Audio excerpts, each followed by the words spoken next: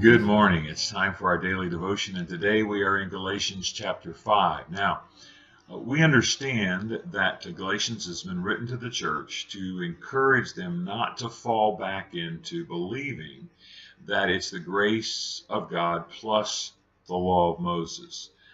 It's not a combination.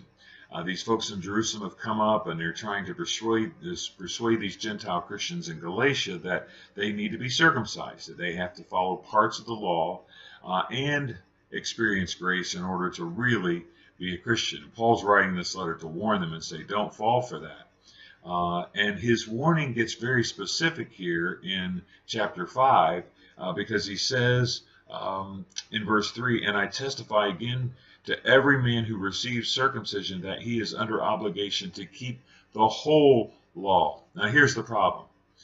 People today in the church are no different than some of the Judaizers of Paul's day.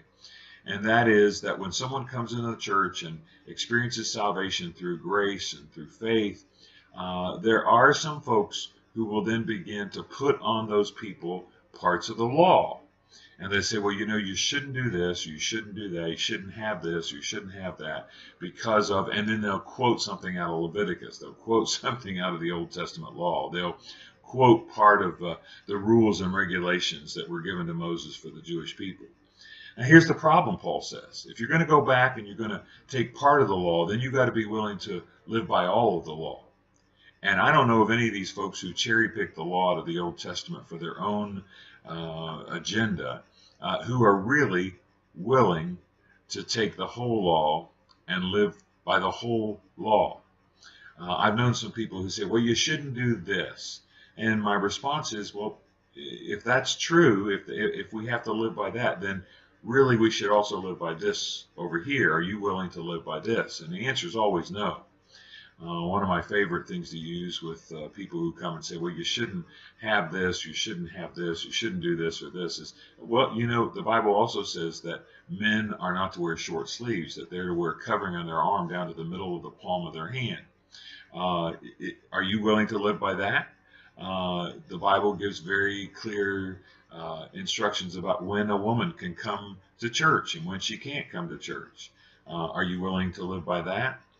You see, the problem is we want to live and enforce the part of the law that we already are comfortable with.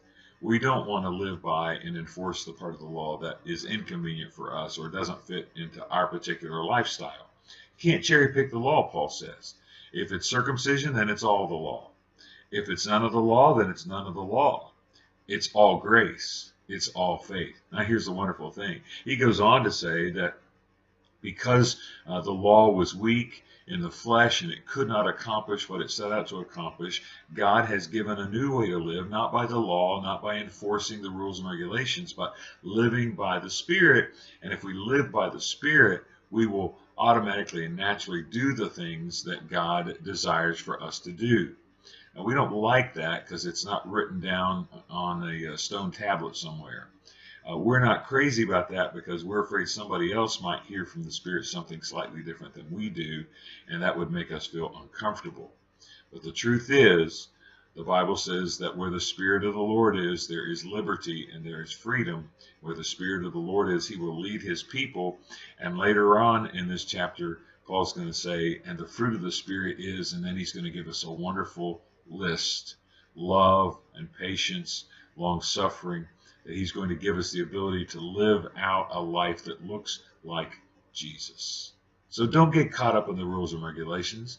Don't try to enforce your particular favorite part of the law. It's none of the law, and it's all of grace, and the Spirit of God will lead us to live as we should. And that will help you to make it a great day. I'll see you tomorrow.